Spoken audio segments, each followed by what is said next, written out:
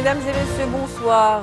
Démantèlement d'une cellule terroriste liée à l'organisation Daesh dans la région du Sahel, c'est le sujet de question d'actu ce soir. Les recherches et investigations menées par le Bureau central d'investigation judiciaire relevant de la DGST ont permis d'identifier l'existence d'une zone montagneuse suspectée d'être utilisée comme l'arrière-base de soutien logistique en armes et munitions destinée aux membres de cette cellule pour l'exécution de ces plans terroristes. Les investigations menées à ce stade de l'enquête montrent que les armes et le matériel saisi ont été fournis et envoyés par un dirigeant de l'organisation Daesh au Sahel, le Sahel qui est aujourd'hui considéré comme l'épicentre du terrorisme. Quelles sont les forces en jeu aujourd'hui ?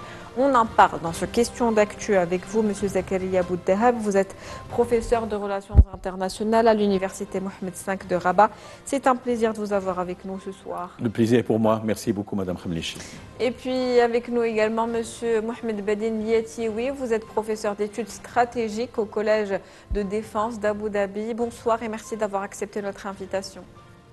Bonsoir et merci. Merci à vous. Alors, Monsieur Bouddahab, on va commencer par cet arsenal très important d'armes qui a été découvert. Je crois que c'est l'une des opérations, en tout cas les plus importantes depuis quelque temps, enfin depuis toujours même, je dirais. Au vu de cette quantité d'armes qu'on a trouvées, on comprend qu'un complot terroriste d'une extrême gravité a été déjoué par le Maroc. Les questions qui se posent naturellement, d'où viennent ces armes, comment ont-ils été acheminées et comment a-t-on pu en amasser autant? Je pense, on va dire, Madame Khamlichi, on commencera par la fin. Dans le sens où le Maroc a toujours plaidé pour un nexus entre le banditisme, crime organisé, terrorisme, séparatisme, etc. Pourquoi je dis ça?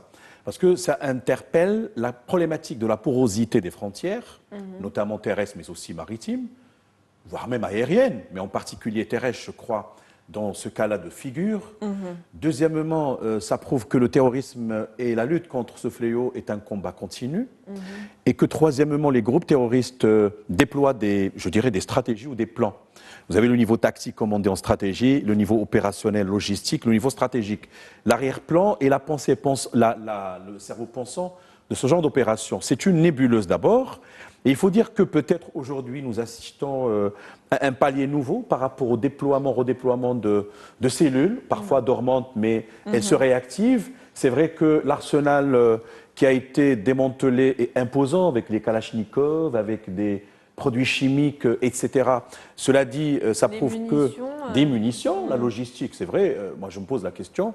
Mais de toutes les manières, il faut dire que comme le Maroc est dans des zones sensibles en termes de passage, en termes de route, et que parfois, vous savez, des problématiques, je dirais, irrégulières, se mêlent ou s'ordonnent ou s'agrègent à des questions de criminalité. Je voudrais dire par là, et je n'accuse personne, que même parfois peut-être des migrants dits irréguliers sont utilisés par des réseaux de banditisme, de trafic, de tout genre, y compris les êtres humains, mais également des groupes terroristes. Je voudrais dire par là qu'au final, aujourd'hui, nous sommes dans une sorte de tournant. Alhamdulillah, grâce à la vigilance des forces de l'ordre, notamment le PSIJ, et le rôle joué depuis sa création il y a longtemps, mais également tout le dispositif technologique mobilisé par les autorités marocaines, la géolocalisation, l'utilisation peut-être de drones, la détection par des moyens de technologie avancée, mais également les chiens équipés qui ont finalement pu, en dépit de la difficulté du relief, ce sont des zones montagneuses, et donc, par conséquent, absolument. Ce qui est dangereux dans cet élément, et je termine par là, parce que le sujet il est très compliqué, très complexe, c'est que cette cellule a reçu les injonctions de l'ordre des émirs, entre guillemets, de loin, ce qui fait que c'est une nébuleuse aujourd'hui qui est en train d'être démantelée et identifiée. Et on va en parler tout à l'heure. Monsieur Lietioui, justement, donc on l'a dit, une zone qui était difficile d'accès. C'est grâce à l'expertise technique et la géolocalisation par satellite qu'on a pu détecter cette zone. Donc des armes qu'on a retrouvées dans la frontière est du royaume. Quelles sont les implications? Rappelons que ces armes étaient emballées dans des journaux qui étaient assez récents, qui datent de janvier, fin janvier. Ça veut dire que ce sont des armes qui sont arrivées il n'y a pas si longtemps que ça. Donc quel chemin ont-ils pu emprunter et quelles sont les implications de l'endroit où on les a retrouvées? Écoutez, il y a plusieurs éléments importants à soulever et mon collègue en a déjà soulevé un certain nombre. Ce que je voudrais dire pour répondre à votre question, c'est qu'on voit que la localisation géographique qui est assez proche de la frontière avec l'Algérie, puisqu'on parle de la partie est du Maroc, pose aussi la question de la gestion de la sécurité transfrontalière, donc qui est un souci permanent, quel que soit le pays voisin, mais encore plus quand on connaît la complexité et la difficulté des relations avec le voisin de l'Est. L'autre élément qui est à prendre en compte aussi, c'est qu'on parle d'une zone, la zone saharo-sahélienne, qui est une zone très complexe avec bien évidemment des frontières qui peuvent être souvent malheureusement assez poreuses et qui permettent à ces groupes qui sont à la fois pour beaucoup d'entre eux des groupes avec des activités terroristes, mais aussi des groupes qui vivent du crime organisé. Donc ça peut être le trafic de drogue, ça peut être aussi le trafic de cigarettes ou autre trafic d'armes, bien évidemment. Donc on voit que là, on a une véritable difficulté supplémentaire pour le contrôle à la fois des frontières du Maroc, qui sont assez bien surveillées, fort heureusement.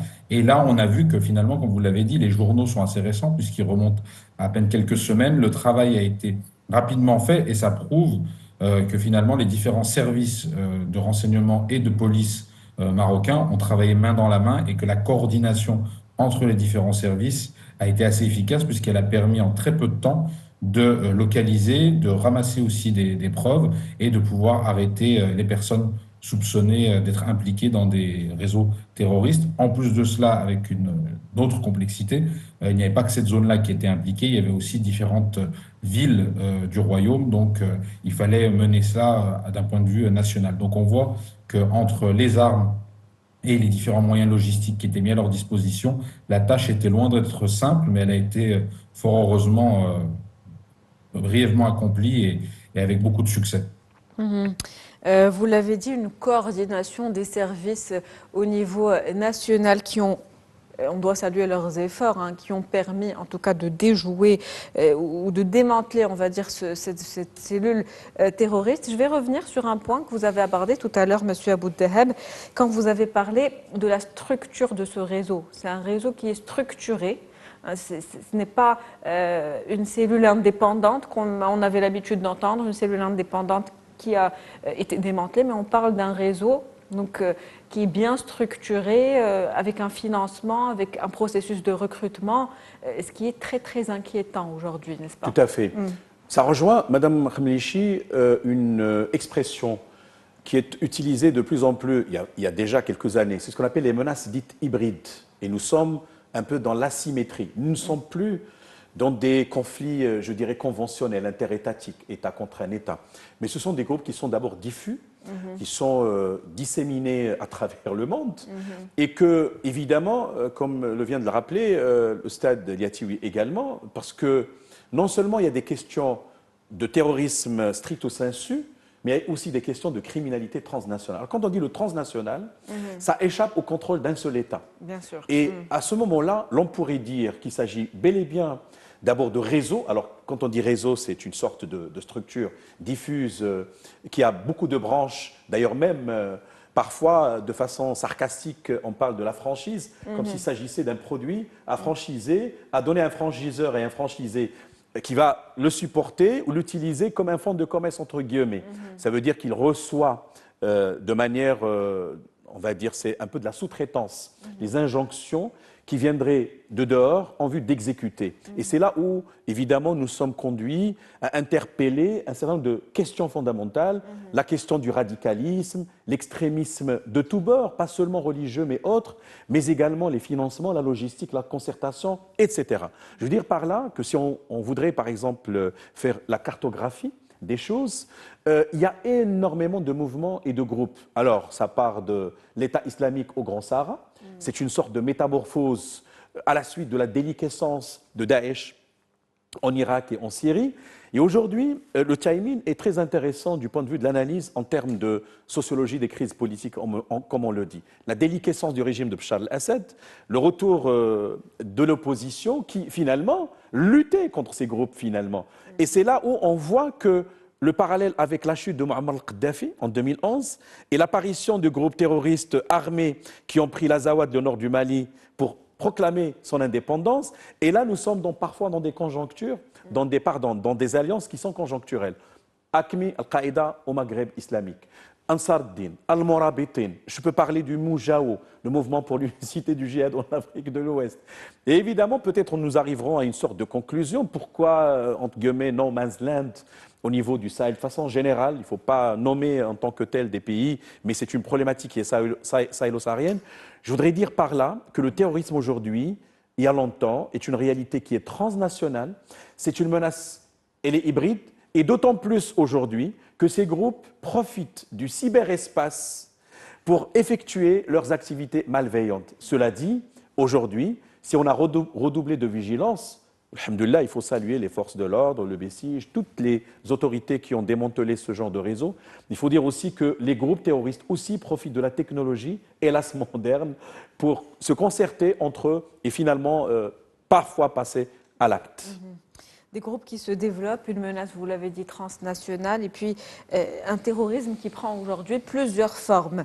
Monsieur Lieti, oui, j'aimerais bien qu'on aborde la question du profil des personnes donc, qui ont été arrêtées, parce qu'on va rappeler donc, que cette opération suit une opération antérieure, quelques jours plus tôt, où il y avait eu des membres de cellules terroristes qui ont été arrêtés dans plusieurs villes du royaume. Qu'est-ce qu'on peut dire des profils des personnes qui sont recrutées? On a parlé donc d'un réseau qui est structuré avec son financement, son mode de fonctionnement et son mode de recrutement. Que peut-on dire de ces nouveaux profils, de ces nouveaux terroristes? Le problème aujourd'hui avec ces mouvements qui sont des mouvements transnationaux, quand on arrive d'un point de vue, on va dire, local, pour essayer d'analyser quelle est on va dire, l'origine sociale de ces gens-là et même l'origine géographique, on voit qu'il y a une très grande diversité en matière des villes, comme ça a été cité, il y a 12 villes.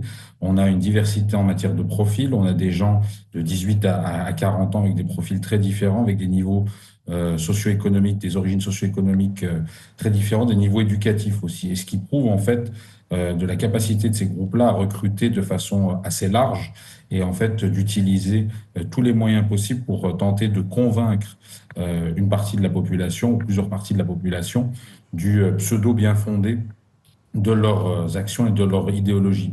Et c'est là que ça rend en fait les choses encore plus difficiles, puisque quand on a vu les quartiers, il y a des quartiers résidentiels, il y avait des quartiers plutôt populaires, donc on voit qu'il y a une grande diversité et ça complexifie bien évidemment le travail des forces de police et des forces de renseignement, mais ce qui prouve aussi que la stratégie qui a été adoptée par le Maroc depuis plus de 20 ans maintenant était la bonne.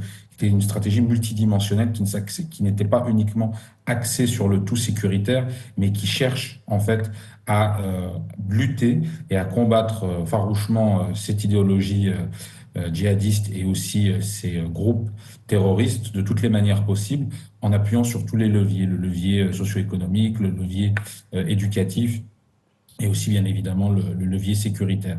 Et donc la coordination dont on parlait tout à l'heure n'est pas une coordination uniquement entre services de police et services de renseignement, c'est une coordination qui est beaucoup plus large entre les différentes instances, les institutions étatiques, mais aussi un travail qui est permanent entre l'État et la société civile. Et c'est le travail entre l'État et la société civile, par exemple, avec bon nombre d'associations qui agissent au quotidien dans l'ombre, qui permet aussi de réduire l'influence de ces groupes-là. Et comme on le voit là, un groupe qui est très bien structuré, qui a des financements qui viennent de l'étranger très certainement et qui pose tout un tas de problèmes au quotidien pour les habitants des différentes villes citées. Et demain, ça pourrait très bien être d'autres villes qui seraient touchées. Donc on voit que en fait, l'ennemi avance évidemment masqué et qu'il faut être plus que vigilant et coordonné dans cette action. Un ennemi qui avance masqué, une approche marocaine de lutte contre le terrorisme qui est holistique, multidimensionnelle et intégrée. Monsieur Abou Dahab, il y a ce point, donc ce haut responsable de Daesh qui a été désigné comme étant à la tête de ce réseau. Quelles sont les implications ? Les implications, elles sont doubles. D'abord, la localisation de ces donneurs d'ordre, entre guillemets, si je puis utiliser cette expression. Où sont-ils, où ils se trouvent, et d'ailleurs, eux-mêmes n'agissent pas de rechef, comme on dit. Ça veut dire qu'il y a des connexions, et parfois c'est le caractère aussi dissimulé et sournois des informations qui sont échangées. Parfois on peut se poser la question sur parfois de faux sites, sur également les messages codés qu'il faudra décoder, sur également les financements qui sont occultes, qui ne passent pas par des réseaux bancaires officiels et connus. donc l'informel. Vous voyez, il y a tout un ensemble de problématiques. Le deuxième élément, moi je crois que c'est la propension malheureusement de certaines personnes, en l'occurrence des citoyens ou des citoyennes, voire même marocaines ou marocains, à ce genre de gourous qui finalement profitent malheureusement parfois de situations, pas nécessairement, ce n'est pas automatique, les meilleurs experts du terrorisme nous diront, de la précarité, vulnérabilité, mais c'est un problème aussi d'endoctrinement, c'est aussi une idéologie destructrice et qui tombe dans leur filet. Le plus important aujourd'hui de dire que le Maroc n'est pas à sa première expérience en termes de démantèlement, qu'il a marketé ou engrangé plutôt une grande expérience en la matière, non seulement par rapport à l'intervention prompte, mais aussi à la prévention. Et Madame Khamnechi, tout à l'heure, vous avez parlé de l'approche holiste du Maroc. Toujours, le Maroc avait plaidé pour qu'il y ait en réalité un traitement global de la problématique terroriste, non seulement en allant vers les symptômes ou les expressions ou les manifestations, mais aussi faire montre d'une étiologie, aller déraciner. Mais pour cela, c'est un travail de longue haleine qui a été mené de longue date par les autorités marocaines. La question de la formation des imams, modération, la question de la révision même, etc. Il y a tout un programme global et qui déborde le cadre marocain, parce qu'il y a aussi des pays alliés, amis, qui profitent aussi de l'expérience marocaine. Je voudrais dire par là, pour résumer, parce que c'est un sujet qui est très dense, c'est un facteur de la mondialisation des risques. Quand on parle de la mondialisation des risques sanitaires ou autres, il y a aussi la question de la mondialisation du risque terroriste. Et justement, Monsieur Yatioui, dans ce contexte actuel, comment cette découverte donc, de cette cache d'armes, on va dire, et ce réseau structuré influence aujourd'hui la dynamique dans la région du Sahel, qui, rappelons-le, est depuis quelques années déjà l'épicentre du terrorisme? Oui, c'est une région qui est l'épicentre du terrorisme et comme je le disais tout à l'heure, il y a le problème du trafic de drogue, mais aussi du trafic d'armes. Et en fait, on voit que le conflit libyen et ses conséquences depuis 2011 ont fortement déstabilisé en fait l'ensemble du Sahel. Et on voit que ces pays-là souffrent malgré de nombreuses interventions militaires sur les dernières années. On se souvient de l'opération Barkhane, notamment parmi tant d'autres, qui n'ont pas permis de régler ce problème-là, puisque le problème est fondamentalement beaucoup plus profond et la déstabilisation de la Libye, les trafics d'armes qui sont liés à cela, les armes qui appartenaient au colonel Kadhafi qui ont été éparpillées un peu partout, plus d'autres trafics d'armes, le trafic de drogue qui vient depuis l'Amérique latine et qui s'est propagé jusqu'au Sahel et dont les groupes terroristes que l'on a mentionnés utilisent aussi pour se refinancer, font qu'on est dans une situation très complexe et le Maroc doit être vigilant et au-delà de sa coordination interne, doit mener une coopération avec tout un tas d'acteurs africains et non africains pour avoir les informations les plus importantes et les plus pertinentes afin de pouvoir déjouer sur son sol des attentats, mais aussi coopérer avec des pays amis, africains, européens, arabes, afin de démanteler et déjouer des attentats aussi dans d'autres pays. Donc on voit que comment la nature du problème est assez profonde, c'est une nature assez difficile finalement évaluer, à quantifier, elle est permanente et elle est assez mouvante, on pourrait dire. Et sur cette histoire des armes, ça prouve que le contrôle aux frontières doit être renforcé, même s'il est déjà assez efficace. Et on voit qu'ils sont, on va dire, malheureusement, je vais utiliser un adjectif qui peut être assez mal vu, mais ils sont assez ingénieux dans leur façon de procéder, et ce qui prouve qu'en fait, on doit rester toujours sur le qui-vive face à ces genres de menaces qui est une menace quotidienne. Et en fait, les Marocains doivent prendre conscience aussi qu'ils ont la chance d'avoir des institutions solides et stables qui leur permettent d'avoir des retombées efficaces quand on lutte contre ces mouvements qui sont des mouvements criminels et des mouvements terroristes. Rester vigilant, le Sahel, donc on l'a dit, une région aujourd'hui instable. Monsieur Abou Tahab, quel lien et connexion établis, direct, y a-t-il entre justement instabilité, terrorisme dans cette région et dans cette route dont vous parliez tout à l'heure et groupes séparatistes? Je donne 3 exemples de façon très synthétique et articulée, superposés aussi. Premièrement, la chute du régime de Muammar Kadhafi avait occasionné la dissémination des armes au niveau de cette région-là du Sahel, qui s'étend, en réalité, si on prend même le Grand Sahara de façon générale, c'est de l'Atlantique à la mer Rouge. Donc il n'y a pas que le Mali, Burkina, Niger, mais on peut inclure d'autres, comme même l'Éthiopie, comme le Tchad et d'autres, l'Égypte et ainsi de suite. Ça, c'est le premier élément. Mais en réalité, il faut aller encore plus loin. Tout à l'heure, Silia Tiwi avait rappelé que l'Algérie avait, d'une manière ou d'une autre, accouché de certains groupes terroristes et radicalistes, ou radicaux, pardon. Et on s'en souvient, la décennie des années 90, quand il y a la traque des terroristes, ben, ils ont tout simplement choisi de partir ailleurs pour trouver des territoires qui ne sont pas très résilients. Parce que, si vous prenez le Mali, c'est plus de 6000 et quelques kilomètres, avec 6 frontières terrestres, avec des pays. Comment contrôler les frontières? De ce point de vue, le premier élément, moi je pense, c'est un facteur de production, si je puis m'exprimer ainsi. Il a généré ce phénomène-là, la dissémination des armes et la mobilité des groupes terroristes. En 2013, par exemple, à Ain Aminas en Algérie, il y avait un groupe de terroristes qui ont pris d'assaut une usine au sud d'Algérie. Et c'est là où on a vu la connexion avec ce qui se passait au niveau du Mali. Le deuxième élément, il est vrai que si vous prenez les 3 pays principaux sahéliens, c'est plus de 2 millions de kilomètres carrés de territoire. Et il y a une région, ce qu'on appelle, j'ai oublié le nom, je pense que c'est Goma, me semble-t-il. En tout cas, c'est la région des 3 frontières.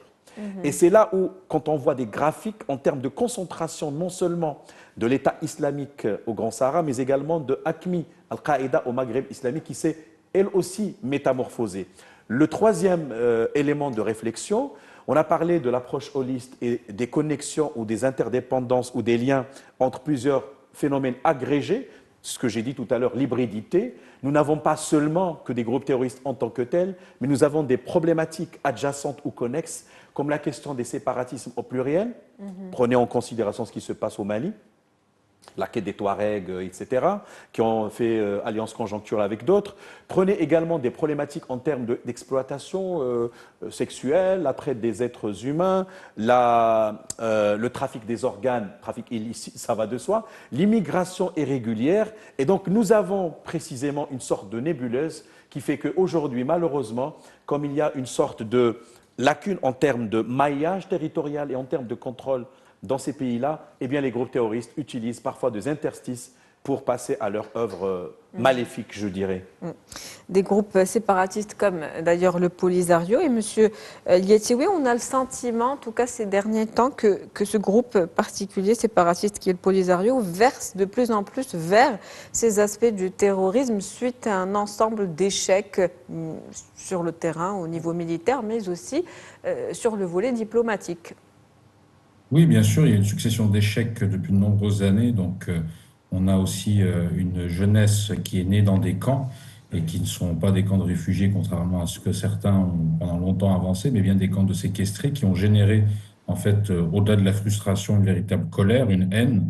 Et en fait, l'absence de perspective, on va dire, concrète et durable pour eux, puisqu'ils ont grandi, on va dire, dans une idéologie qui refusait toute forme d'accord et toute forme de réalisme politique et de réel politique, font qu'aujourd'hui, ils sont condamnés quelque part, pour beaucoup d'entre eux, soit à être dans ces camps de séquestrés, soit pour ceux qui arrivent à en sortir par le sud. Et là, ça veut dire rejoindre des groupes qui sont des groupes très dangereux et qui, évidemment, portent des valeurs qui sont contraires aux valeurs du royaume et qui portent atteinte à la sécurité nationale du royaume.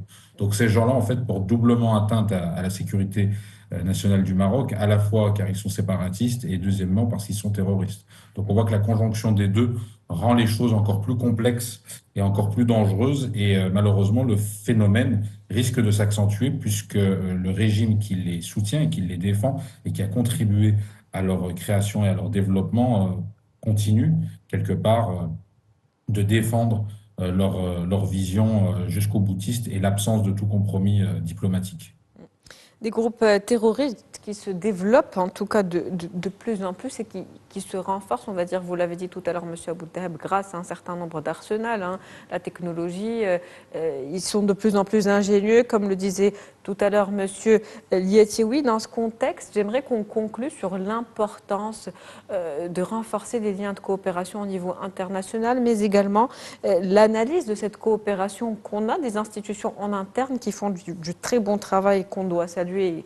C'est ce qu'on dit depuis tout à l'heure d'ailleurs dans cette émission. Donc l'analyse de cette coopération, que ce soit en interne ou au niveau international pour pouvoir venir à bout de cet ennemi invisible, cette armée invisible dont parlait M. Liatioui tout à l'heure? Tout à fait. Deux éléments. Le premier, c'est d'abord une compréhension approfondie de tout ce qui est extrémisme, groupe terroriste, etc. Et notamment au niveau du Sahel, je pense que la réalité, elle est très particulière, parce que d'abord, c'est quelque chose qui a été greffé dans des structures qui, normalement, n'étaient pas du tout adaptées à ce genre d'idéologie. Il y a le côté idéologique, il est vrai, et c'est cela le prisme occidental par rapport à la question du terrorisme. Parce que les meilleurs experts au niveau du Sahel nous recommandent de prendre en considération aussi les dimensions locales, ethniques, sociologiques, historiques, etc. Deuxième élément, il est vrai qu'aujourd'hui, sur le plan de la coopération régionale, il y a des pays qui contribuent, ne serait-ce que par rapport à la question de l'échange d'informations, c'est important, mais s'inscrit aussi dans des coalitions comme la coalition mondiale contre Daesh 2014 et au-delà, mais d'autres pays n'y participent pas. Alors je nomme l'Algérie par exemple. D'ailleurs, on avait eu à Marrakech en 2022 la réunion, la toute dernière qui a été organisée, d'autant plus aussi même que l'ONU avait choisi le Maroc comme territoire pour implanter une structure en termes de lutte contre le terrorisme. Et le Maroc contribue activement aux structures onusiennes, etc. Et toujours est-il que, nécessairement, si nous voudrions réellement nous prémunir contre tout risque de ce genre-là, puisque il faut imaginer parfois des actes qui sont destructeurs, il faudrait absolument renforcer la résilience locale, régionale, mais à bon entendeur, salut. Merci à vous, Monsieur Abou-Dahab, pour cette analyse et ce décryptage. Je rappelle que vous êtes professeur de relations internationales à l'Université Mohamed V de Rabat. C'était un plaisir de vous avoir avec nous. Merci à vous également, Monsieur Mohamed Badil Liatioui. Vous êtes professeur d'études stratégiques au Collège de défense d'Abu Dhabi. Excusez-moi pour ce lapsus. C'était un plaisir de vous avoir avec nous ce soir. Merci pour votre analyse. Plaisir partagé, merci beaucoup. C'est la fin de Questions d'Actu pour ce soir. Merci pour votre fidélité.